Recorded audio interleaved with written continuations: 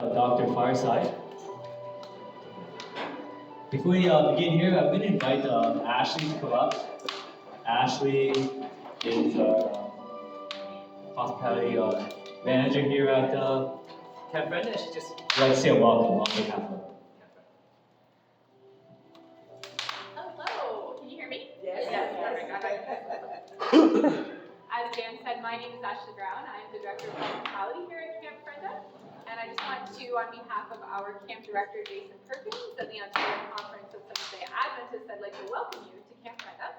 We have the privilege of being able to host OWIP when we compare this year 2 to 3 times a year for the last few years. And it's always a really special and happy week here at Camp Brenda when OWIP is here. And I know that there's going to be moments of challenge and moments of difficulty and moments that you guys are going to have to push through. But I also know that at the end of this week, you're going to have amazing stories to share about how your health, physical, mental, emotional, spiritual health has improved. And I'm really happy and excited for each one of you that you've made the choice to sacrifice and come and have this experience. I know it's going to be a blessing. I want to just take a moment as well to share a little bit about Camp Brenda for those that may not know. This is a overnight youth camp in the summer, so from mid-June to mid-August. We have lots of kids running around here having a great time at Camp Brenda. We run camps for kids from ages 8 all the way up to 16. And then we have our summer staff that come. We employ 50 to 60 teenagers and young adults every summer. So if you have kids or grandkids, that would want to come to camp here, just flag me down this week. I'd be happy to give you more information. Or if you have older kids that might be interested in working here, we would love to also connect with you and chat about that. And then outside of our summer camp season, we run as a retreat center. So we have church groups that are here pretty well every weekend of the year except around Christmas time. And then of course, OWIP 2 to 3 times a year. So that's just a little bit about Camp Brenda and what we do here. But if you have any questions or anything like that, just flag me down and I'll be happy to chat with you more about this. I am one of 4 permanent staff that live on site here. So there's myself, my assistant, Joshua Hernandez. He has a little 2-year-old daughter. You'll probably see them running around if you haven't already.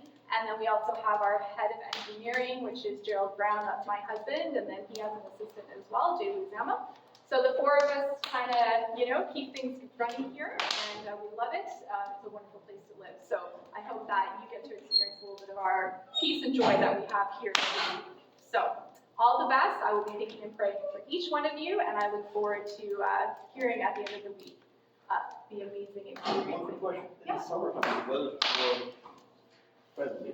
Yes. You guys grow? So we don't grow food here. Growing season would be kind of short here. Plus, in the summer, our focus is really on our youth.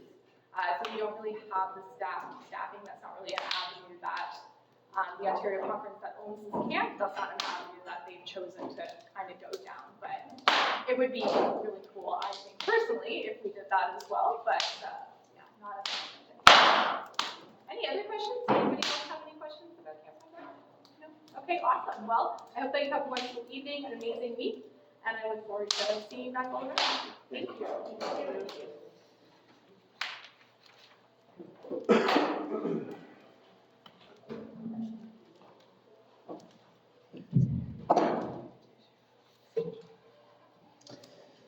All right. Let's get started here. So this is the first fireside chat. So every evening at 6:30, we have a talk, all right, on some topic. So tonight, myself and Dr. Sasha are going to do a talk. And we titled it Root Cause, Why Am I Sick? And our basic premise is very simple. If you look at this tree here, there's all these chronic diseases that we're very familiar with. And in order to address these chronic diseases, you have to look at the root. Right? So if you have a bad fruit, you don't really blame the fruit, you look at the root. Right? And so to have good fruit or good health is to look at the root issue. And basically when you look at these chronic diseases, the root issue is really lifestyle factors. Right? Before they found the genetic factors, but now we know that it's lifestyle factors, all right? So we want to encourage you to, when you look at the health concerns that you have, to look at the root cause, not just the symptoms. Right? Like blood pressure is actually a symptom, high blood pressure, right? High blood sugar is actually a symptom or a sign, right? There's a deeper problem that's driving these things, right? So let's begin here. I'm going to start with a little story. This guy here, his name is Eric Adams, former president of the Brooklyn Borough, former mayor of New York City, all right? And he noticed that he was starting to lose his vision. He noticed that he was getting tingling in his fingers. And on a trip, he got a severe abdominal pain. So they rushed him to the hospital and to examine the abdominal pain. But while they were examining that, they did blood tests and they realized this guy had full-blown diabetes. He didn't know, but they diagnosed that he had full-on diabetes. When he came back stateside, his doctors told him that there's no cure. You start medications, insulin, whatever, and you're not going to get your vision. It's not going to improve, and you're not going to get your nervous sensation back. It's all pretty much. It's not going to cure. That's just the way it is. Well, he wasn't really satisfied with that, so he went on Google. He typed in the words "reversing diabetes," and he came across this documentary here. Forks over knives. How many of you have seen this documentary? Okay. Basically, it's lifestyle medicine doctors talking about how poor lifestyle habits drive chronic diseases and how healthy lifestyle habits can reverse them, okay? So in this documentary, he watched it and basically he learned that he needs to change his diet to a more plant-based diet and he needs to start living healthier. And so this is exactly what he did. He cleared out his fridge of all the processed food. He went fully plant-based, and it changed his life. This is the before and after. So he lost significant amounts of weight. His diabetes completely reversed without any medications. His vision actually improved. So they said that it's never going to come back. It actually came back. And the tingling and the neuropathy completely went away. Okay? This is what he says about his experience. At the heart of it all was my diet. My plant-based diet is the number one reason that my diabetes was put into remission. Okay? So basically, without medications, by changing his lifestyle habits, a disease that the doctor told him was not reversible, completely reversed on his own. If you look at him today, he's still alive, and he's really healthy. He's a major advocate for healthy eating and lifestyle habits. His story is an example of the power of lifestyle medicine. Okay, the stuff that we're doing here this week with you. Okay? So, what is the root cause of Eric Adams' disease? Okay, what was the root cause? What drove his type 2 diabetes? And you can name any other chronic condition, cancer, depression even, weakened immune system, neurodegenerative disease like Alzheimer's. All these diseases that we're so familiar with are driven by a single prominent cause, which is subclinical chronic inflammation. Okay? Subclinical chronic inflammation. Subclinical means that there's really no medical test to test for this. Chronic means it's happening over many months and even years. Okay? And then inflammation means that the immune system is basically overactive. Okay? So subclinical chronic inflammation is what's driving depression, anxiety, Alzheimer's, most cancers, diabetes, heart disease, and you continue on. When you look at all these conditions, they're different, but the cause is very similar.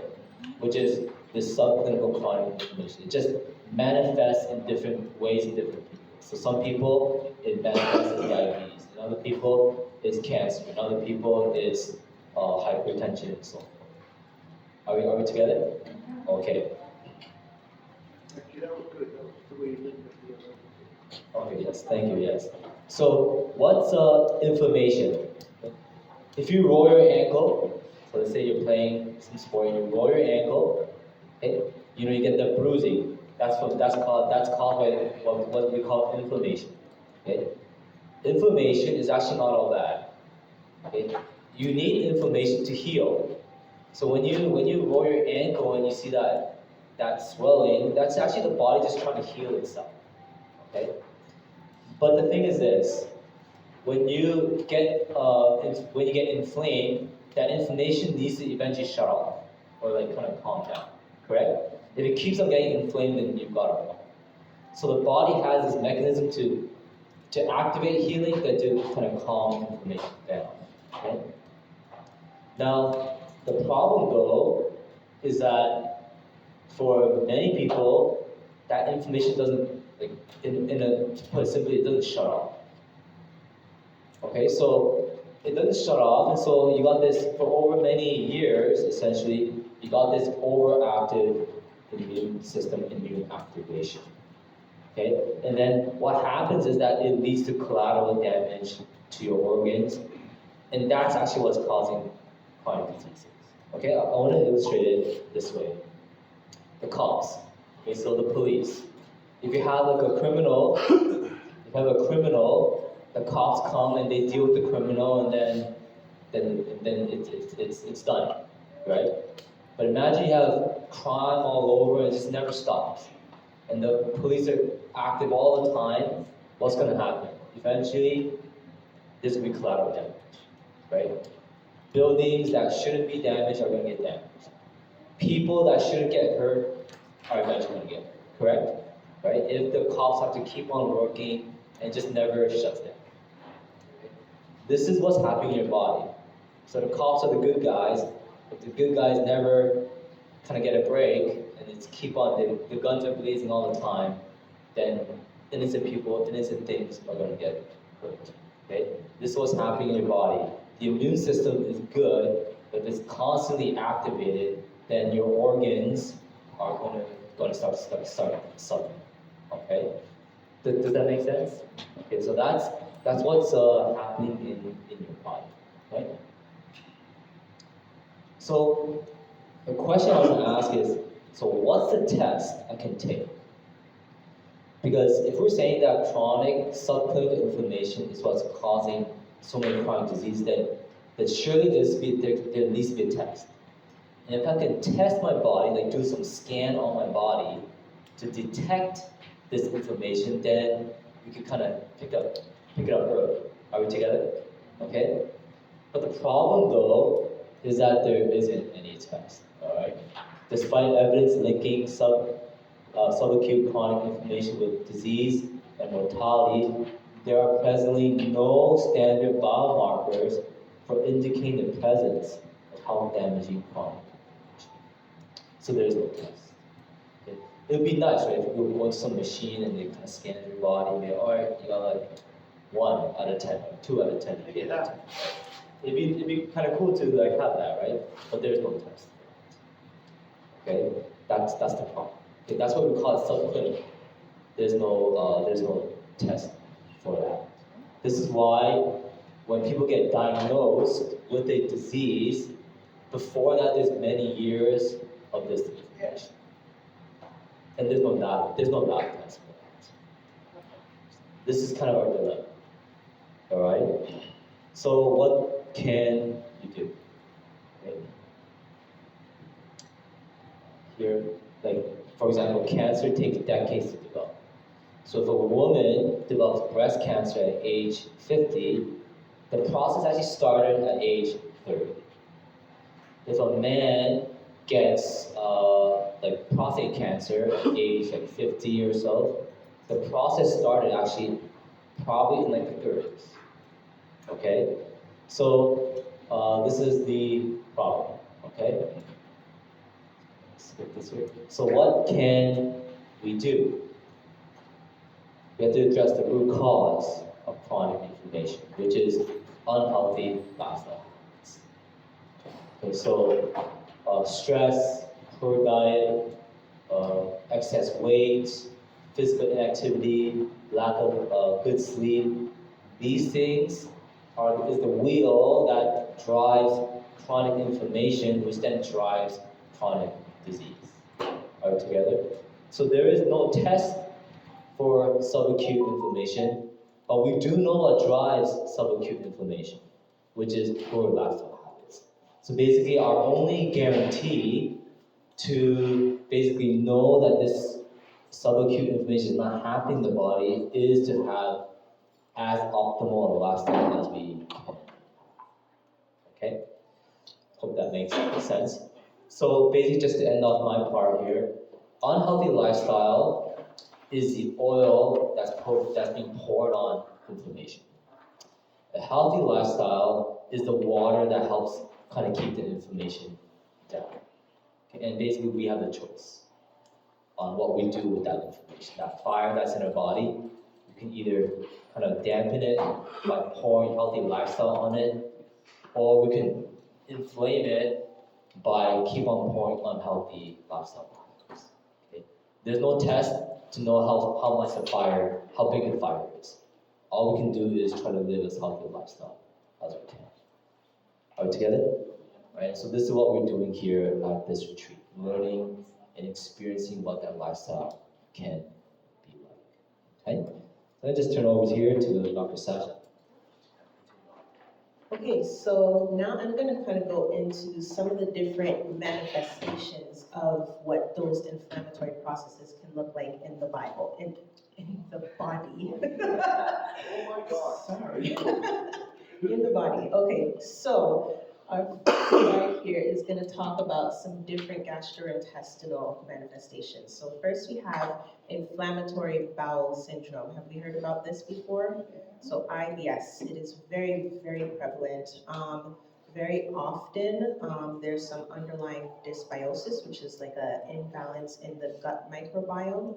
And our gut microbiome is very heavily impacted by our immune system. Our microbiome pretty much does dictate a lot of our immune system. And so when we have those imbalances in the form of dysbiosis, that's often how we see a lot of this IBS start popping up. So some symptoms of that are usually some gas, bloating, abdominal pains. It's very often correlated with things like anxiety.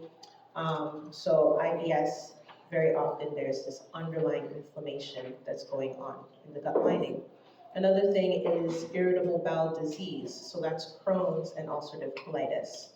Both of those are very prominent, like inflammatory conditions where you have real terrible changes in your bowel movement patterns usually, possibly things like bloody stool and things like that, mucus in the stool. So these are all just the gut being very, very inflamed and showing you through all of these types of symptoms. And then the last thing here we have is leaky gut or malabsorption issues. So it's really, really prevalent as well, leaky gut. Very often, if the gut barrier lining is not intact, I explain it in that there's like 3 layers to the gut usually that you have to address. You have the microbiome layer, which is like your good and healthy bacteria, and then you have your mucous membrane layer as well. That's a part of your immune system, and then the actual cellular layer. So if all 3 of those layers are not good and healthy and intact, that's often when you'll see a lot of leaky gut happening. So those are the gastrointestinal conditions. Next, another very common complaint is arthritis, joint pains, those aches, either in the form of osteoarthritis or rheumatoid arthritis. With that, very much like the example that Dr. Cho shared before about the sprained ankle, it's that chronic inflammation in a joint, for example. It's really important that we do things to try to heal and support joints There's a lot of the treatments that you're going to be receiving this week that are fantastic for these joint and inflammatory conditions, such as the peat bath. Has anyone had a peat bath today? Very nice, very nice. Contrast hydrotherapy is fantastic for that as well. Different topical treatments like castor oil. You're talking about the contrast today. It's fantastic. I wasn't scared of a little pain that was inflicted on me. But it's fantastic for bringing down inflammation in the body. So yeah, other topical applications like castor oil, the charcoal poultices also can help with inflammation as well. So you guys are going to be all receiving some of these treatments this week if you do have any aches and pains in those joints. All right, cardiovascular disease. Inflammation is really the underlying cause for cardiovascular disease, which is something that we might not necessarily talk about enough. But we really have to address inflammation if we want to see improvements with things like your hypertension or various forms of heart disease. So when we have plaque formation in the arteries, that is creating more and more inflammation in the body. And so that's really what we have to try and target. Some of the botanical therapies that we're going to be doing are fantastic at helping to support the cardiovascular system. And again, some of these other treatments that you're doing. Okay, autoimmune disease. So autoimmune disease, yes, again, the underlying thing is inflammation, but this is a little bit different in that your natural immune system is attacking itself. And so we need to try and support the body in a way that it stops doing that, essentially. So anyone with Hashimoto's disease, which is affecting the thyroid gland, lupus, a condition that affects multiple different organ systems, and then you have insulin-dependent diabetes mellitus as well. So all of these underlying is that autoimmune function where the immune system is attacking itself. Okay, and these are some kind of other conditions as well. Did everyone here know that obesity is actually inflammation at the root? Yeah. So the fat cells, and you guys are going to learn this more for sure in Authentic View if you're in the weight loss group, but the fat cells that are in like the visceral fat, for example, are definitely driving a lot of the inflammation in the body. And so again, addressing inflammation and decreasing pro-inflammatory foods, but increasing anti-inflammatory foods can really be helpful in the management of obesity, as well as cancer, and as well as type 2 diabetes. All right, so here are some of our conventional treatments that we'll usually use to address just chronic inflammatory conditions. You've got your corticosteroids, anti-inflammatory medications like your NSAIDs, and then surgery at some points. For example, if you have really bad knee issues, where the joints are completely damaged due to inflammation, surgery might be an option that they give you. All right. And then here, though, are some of the side effects that I wanted to highlight of some of the medications that are some common anti-inflammatories. So with NSAIDs, very often that will lead to iron depletion or folate depletion. So folate is our B9, one of our really important B vitamins. Okay, so long-term use of NSAIDs can cause some of those nutrients to be depleted. Next is Tylenol. Tylenol can actually cause glutathione deficiency. Now, glutathione is a really key nutrient for our liver. And in our liver, we have what's called 2 different detox pathways. So the liver is kind of like our factory that helps to filter through all the toxins and everything that we deal with. And for both stages of that phase 1 detox and phase 2, we need glutathione. So it's very, very key for us to be able to do the process of detoxification. And when you have a Tylenol, that's why they often will say it will cause liver issues. and it's a lot of times because of the depletion of this key nutrient, glutathione. Another thing is aspirin. With aspirin, it can lead to iron deficiencies, folate, again, B9, and as well as vitamin C. And so our vitamin C, as you know, has many different functions. It's great for our immune system, and it's a great antioxidant as well, but it can lead to depletion of these things. So especially if you're on any of these medications, it's really key to make sure that you're getting these nutrients in almost excess, just to make sure that you aren't going to be deficient.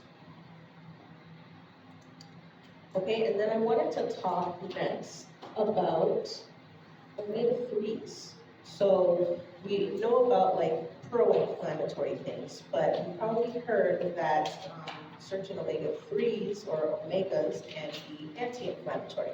But does anybody know what the ratio of omega-3 to omega-6 should be? 3 to 6. 4. 4. Oh, did I get it right? What was that? Oh, there you go. There you go. 4 to 1. Good guess. Excellent. Okay.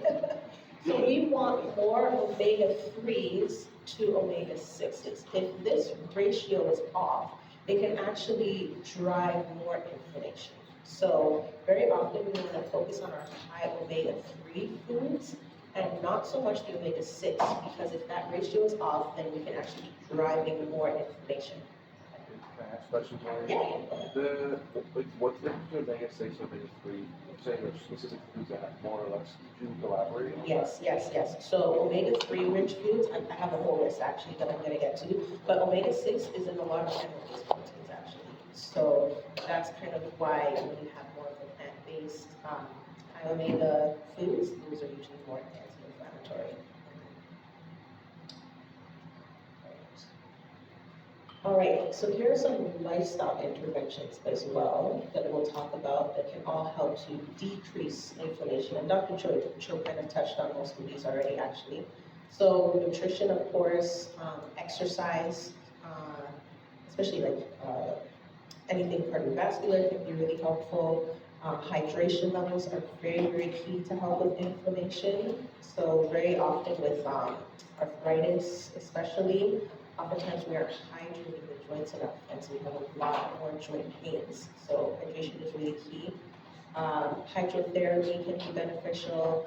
Sunlight, that vitamin D aspect, stress management, rest, and then harmful substances. Just a quick point on stress management. So do we know the hormone that usually gets elevated when we are stressed? Cortisol. And then what does cortisol cause to increase? Body fat. Yes, but what else? Body fat. Body fat, is that? Yes, by what mechanism? Do you know? What else it drives up? Our blood sugar. It spikes our blood sugar as well. And so with that spike in our blood sugar, that's then how we start putting on more weight and all those other things. So stress is a very pro-inflammatory process. It's really, really feeding a whole lot of the chronic subclinical inflammation that we're seeing manifested in a lot of these other conditions. Anti-inflammatories. So these are the things that will be most helpful. Okay, the whole, if you can, mostly organic, minimally processed foods, non-GMO. So I'll say a few things about each of those, because each of those are very important for their own reasons. So whole foods, what do I mean by whole foods? In its original state. Easiest way I like to say it is how it came up from the ground, essentially. Whole foods. Organic, here's my caveat with organic, and this is something that you guys can look into too, is if you cannot buy all of your produce organic, I definitely recommend trying to make sure you get the Dirty Dozen organic at least. The Dirty Dozen are the 12 most highly sprayed produce for the year, and that list changes each year. If you want to see what the current list is for the year, you can go to a website called environmentalworkinggroup.org. They're a great resource. You can see what are the Dirty Dozen for the year, as well as the Clean 15. So the Clean 15 are kind of the opposite end of the spectrum. Those are the 15 produce that are sprayed the least amount for the year. Website for Yeah, ewg.org. Yeah, so they'll have both of those lists available for you. So organic as much as possible, minimally processed foods. So again, that's, whole and also not meat, for example, okay? So Beyond Meat, for example, would be something that is highly or ultra processed food, right? So we don't want to focus on those. We want to see things that are cooked as simply as possible from their whole food source. And then, non-GMO as well, if we can. Another thing that's very helpful, of course, is the plant-based diet, which we'll be having this week. Vegan, if you can aim for somewhere between 50 to 80% organic raw foods, that's really beneficial for decreasing inflammation. So we'll talk more about that. And then the last point here is short therapeutic fasting, which you all are engaging in today. So fantastic. You're doing wonderful things for fighting inflammation. Does it count if we saw the movie? Does it help if we saw the movie? Pretty good. Different. Okay, so now we'll talk about the ones that we want to try to avoid. Okay, so as much as possible, these are your animal proteins, meat, dairy, eggs, gluten, GMO, corn and soy, the processed and ultra-processed foods, refined sugar, fried foods, and for some people, even the nightshade vegetables. Does anyone know what the nightshade, or some of the nightshade vegetables are? Okay, tomato, hot pepper. Yes, okay, I'll say the list again. So it was tomato, hot pepper, bell pepper, eggplant, and white potato. what? Those are nightshade vegetables. Okay, so for some people who have a lot of joint pains or autoimmune conditions, inflammatory things going on, sometimes the nightshade vegetables can be a bit irritating to them and pro-inflammatory. So something that you can do is like an elimination diet and then a food reintroduction to see if they are actually causing the inflammation or worsening of your symptoms. So as we improve, does that mean that we can eventually eat nightshade vegetables? Or will it always be? So a goal usually is that we can improve things like if there's leaky gut, for example, and there's a lot of inflammation causing these foods to be interpreted by your immune system as an inflammatory and create an inflammatory attack, then that's when we see issues. But if we can heal the leaky gut and those things are not getting out into the bloodstream and being interpreted as, a big inflammatory response has to be mounted, then hopefully you can reintroduce those foods again, because those are good vegetables, but for some people, it does have that reaction. So obviously you're gonna be monitoring, starch and vegetables, in fact, you know that. It's a little bit. Exactly. Very music, peppers. Right, so here are some of our anti-inflammatory foods that we definitely want to include in the diet. Our nice fresh fruits and vegetables, nuts and seeds, whole grains, beans and legumes. Simple as that, right? And we're gonna keep reiterating these foods throughout the week, but these can be the basis of your diet. And when you eat in this way, you'll essentially be combating all of these different diseases that we've talked about. So keep it nice and simple, whole food, plant-based, and we can see some real big changes. Okay, here's my omega-3 list, okay, that I promised you. So here are some great omega-3 food sources. You got things like olives, extra virgin olive oil, walnuts, pecans, almonds, your different seeds, sunflower, pumpkin, chia, flax, avocado, seaweed, different algae like spirulina and chlorella, which some of you will be having this week, algal oil, perilla oil, and then your different antioxidant-rich foods. So things like berries, spinach, and artichokes, strawberries, broccoli, kale, grapes, beans, cranberries, cherries, dark leafy greens. So when I say this to people, or when I encourage people to try, plant-based anti-inflammatory diet, and they go, well, what am I supposed to eat? There's a whole list, and this is just the beginning of things, right? So But what these am I are, gonna eat? huh? No, I see it's a change. Yeah, it's a change. That's Yeah, exactly it's it. psychology.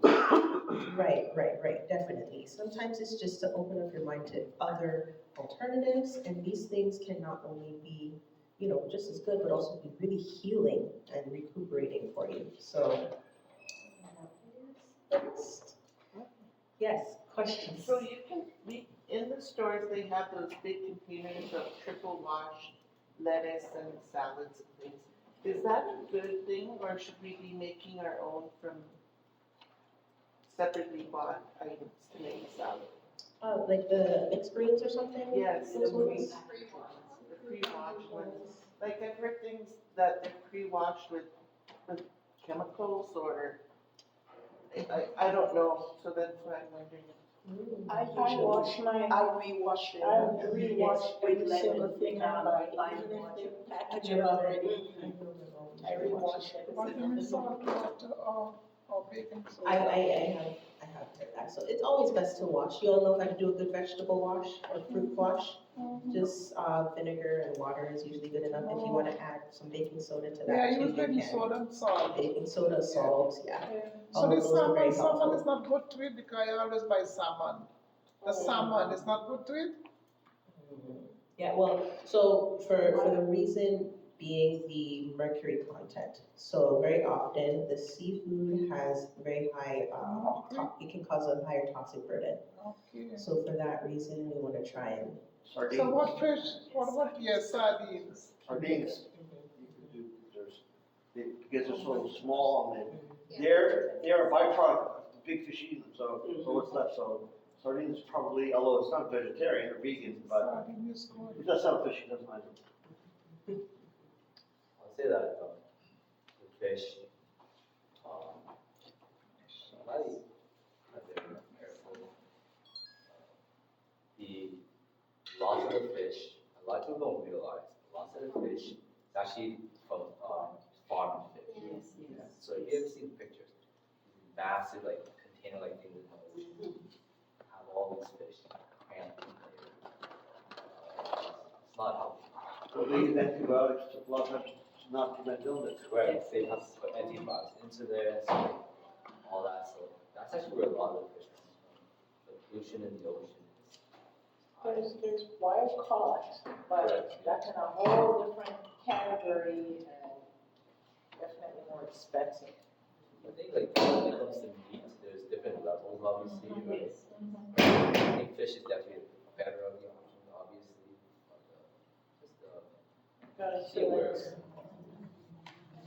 Is it your problem with fish that it's the way that it's raised and it's like if I were to go in this lake and go catch a couple perch and do baked perch, like that, fish in and of itself is not bad. It's what we have done to them. Right? The Like we- environment. And the environment, yeah. Is that correct? Yeah. The campfire dumps all the toxins in that lake, so. Oh, There's one finds like some pristine lake in Alaska. Well, eat sand once in a while. I can't stand it and say like that's what caused it. What about It's just river? that, What about the river fish? I hear people saying the river fish is actually the better fish. I don't know, because I think to myself, I don't know, where's this river coming from? How did the fish end up here? But I keep hearing that the river fish is better, but I don't know how.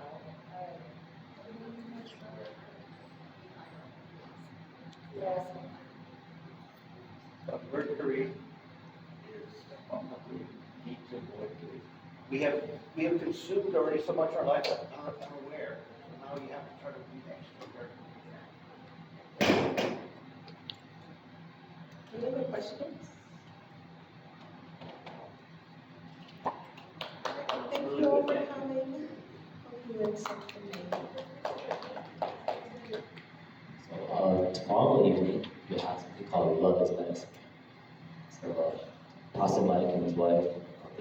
love is medicine sessions. We really believe that strong social connections and relationships are really foundational for health. So we want to really encourage you to come to the fireside chat tomorrow, where we have the love is medicine session. I think you will really enjoy it. Whether you're in a relationship or not, it doesn't matter. It all applies to all types of relationships.